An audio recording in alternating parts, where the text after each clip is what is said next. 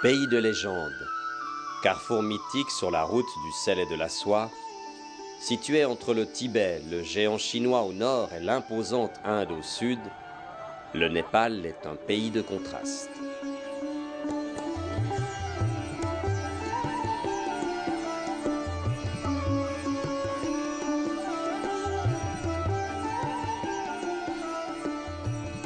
Cette toute nouvelle république, après plus de 10 ans de guerre civile et des années de monarchie autoritaire, compte aujourd'hui 28 millions d'habitants.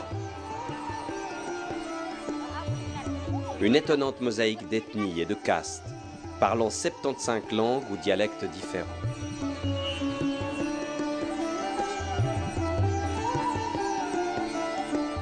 Le Népal a été très longtemps surnommé la demeure des dieux, l'hindouisme et le bouddhisme occupant une place très importante dans la vie des Népalais. Ces deux religions se côtoient et se confondent même parfois. Le Népal n'a jamais connu de guerre de religion et son peuple vénère encore une déesse vivante.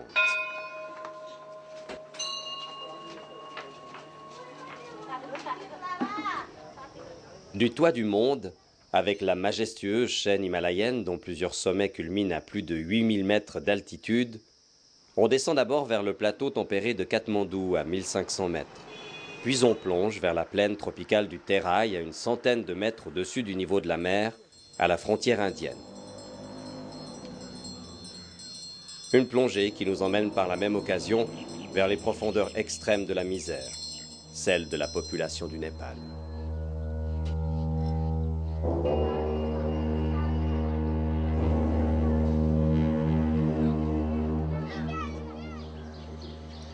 Au Népal, depuis 1985, l'organisation non gouvernementale Terre des Hommes, avec son équipe locale, a mis en place de très nombreux projets.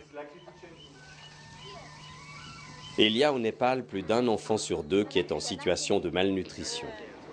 Le riz, aliment de base des Népalais, bien que cultivé dans le pays, ne suffit plus à nourrir tous ses habitants.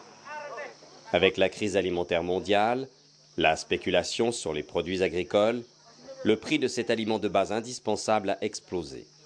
En peu de temps, il a plus que doublé, avec des conséquences catastrophiques dans le pays.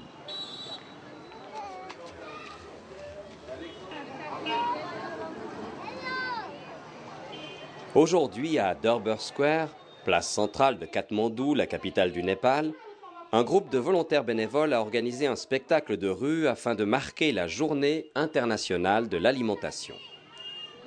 Leur but est de sensibiliser la population à la souffrance quotidienne et croissante des plus pauvres. Avec l'augmentation drastique des prix des aliments, de l'essence et du gaz, la majorité de la population ne peut plus se nourrir convenablement.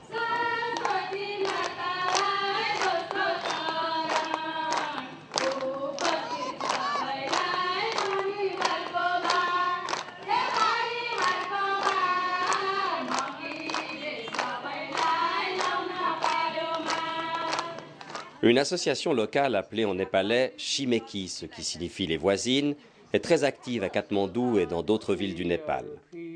Pour des familles qui ont quitté la campagne et qui espèrent trouver un avenir meilleur en ville, pour des femmes souvent venues seules avec leurs enfants et qui cherchent du travail, les Shimeki ont mis en place des centres de vie enfantines.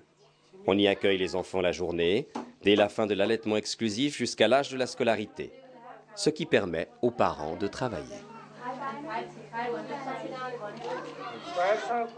Les petits jouent, mangent, font la sieste, sont pesés une fois par mois, ce qui permet de déceler rapidement les problèmes de malnutrition. Chaque parent s'investit en fonction du temps dont il dispose pour faire fonctionner l'établissement. Ainsi, il se sent responsable de la bonne marche du centre.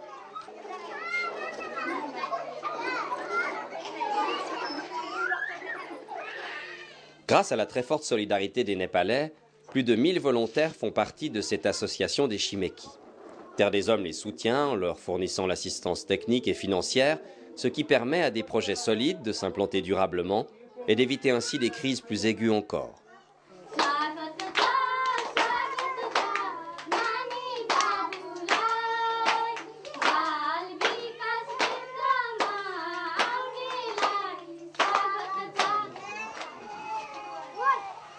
Au Népal, beaucoup de familles venant des montagnes ont été déplacées pendant la guerre. Certaines d'entre elles habitent dans ces maisons fragiles construites en boue ou en bois qui résistent très peu aux intempéries. Avec le soutien de Terre des Hommes, un centre de vie enfantine en briques a été construit. Il accueille des enfants de toutes classes sociales.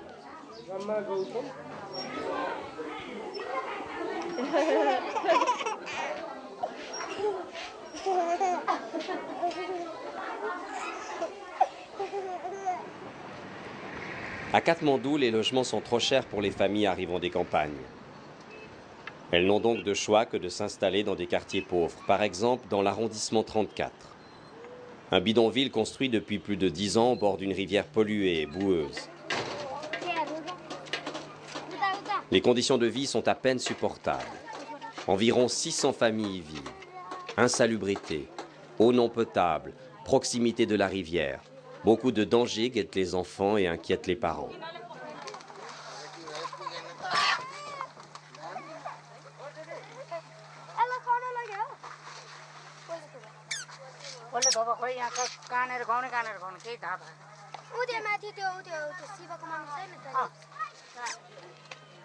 C'est à cet endroit qu'on a décidé de mettre en place, au milieu des taudis, un centre de vie enfantine qui est un des rares bâtiments solides de l'endroit.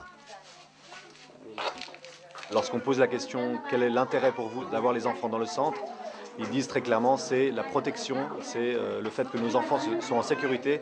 Chez nous, il y a des problèmes, on vit dans une petite pièce, dans une maison qui est pas sécurisée. Ici, tout est fait pour que les enfants soient en sûreté. Et puis, il y a un enclos, il y a des petites barrières autour, donc les enfants se sentent en sécurité. Les parents sont d'autant plus libres et confiants dans la gestion du centre.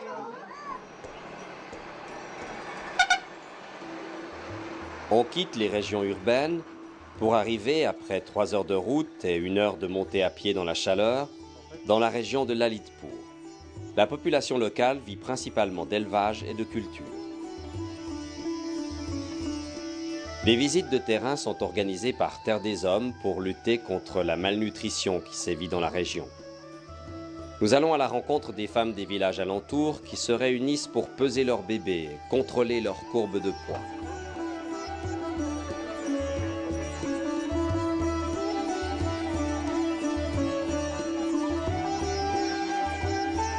Pendant l'allaitement, pendant 12 mois, elle a réussi à allaiter son enfant.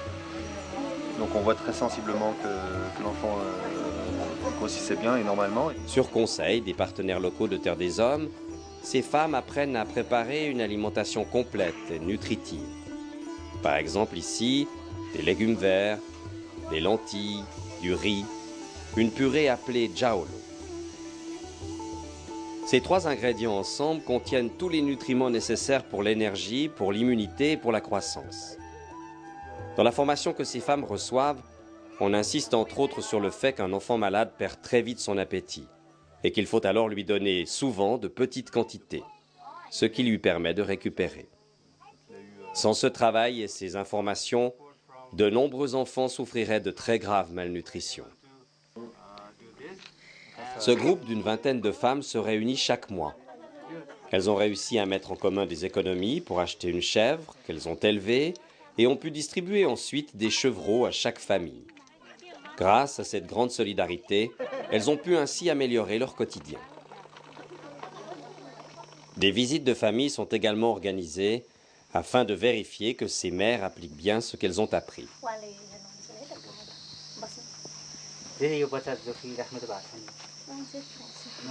Au lendemain de 11 ans de guerre, ainsi que dans la situation de grave pauvreté dans laquelle le Népal se trouve, le principal danger pour les enfants, c'est d'être les victimes de trafic.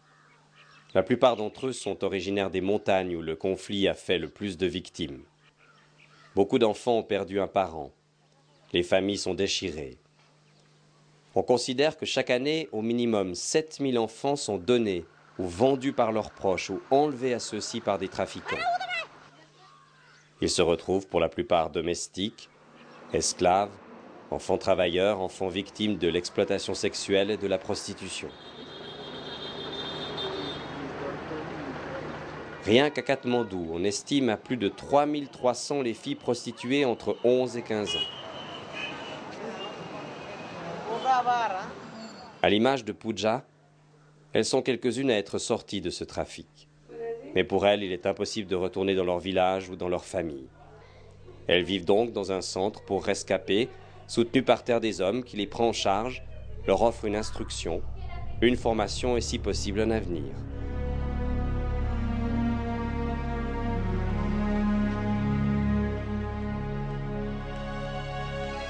Dans ces montagnes, nous avons rencontré le célèbre alpiniste suisse Jean Troyen. Il vient régulièrement au Népal depuis plus de 25 ans et a gravi plusieurs sommets de plus de 8000 mètres dans l'Himalaya. Quelle journée, hein? On ne voit pas tout ce qui est sale en bas, tout c'est couvert.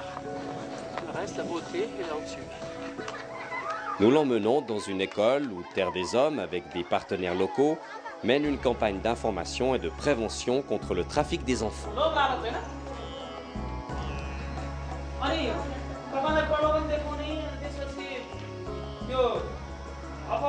Moi, je connaissais du Népal un petit peu la mutilation. J'ai connu la mendicité et la mutilation, mais pas la prostitution.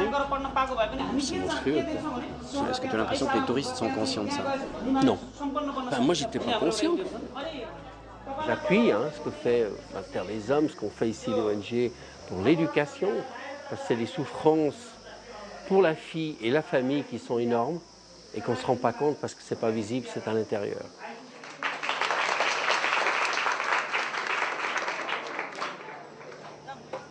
Le tout premier projet de Terre des Hommes au Népal a commencé en 1985, avec l'ouverture d'un hôpital orthopédique pour enfants et adolescents dans la région de Katmandou.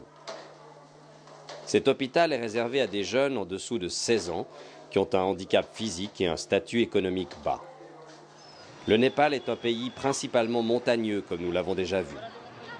Pour survivre dans ces montagnes aux voies d'accès difficiles, il faut être en bonne santé. La moindre jambe cassée, la moindre malformation peut avoir des conséquences dramatiques. Pourtant, il y a beaucoup d'enfants qui naissent avec une malformation congénitale, comme le pied beau. D'autres sont handicapés suite à une mauvaise chute, par exemple d'un arbre en allant couper des feuilles pour nourrir les chèvres. Et d'autres handicapés encore suite à une infection mal soignée ou à un traumatisme.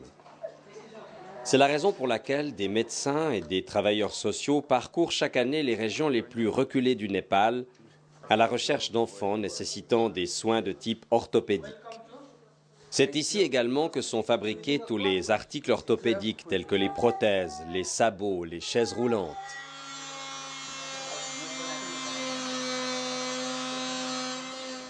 Depuis son ouverture, l'hôpital de Banepa a déjà accueilli près de 30 000 enfants.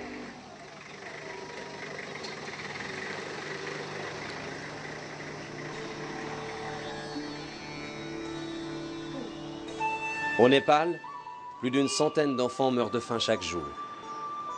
Des milliers de petits garçons et de petites filles sont victimes de trafic. Des jeunes filles mineures tombent dans la prostitution.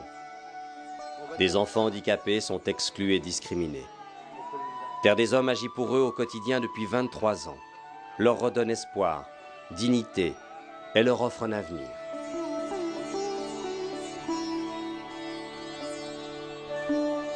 Mais il reste encore beaucoup à faire. Faisons-le ensemble.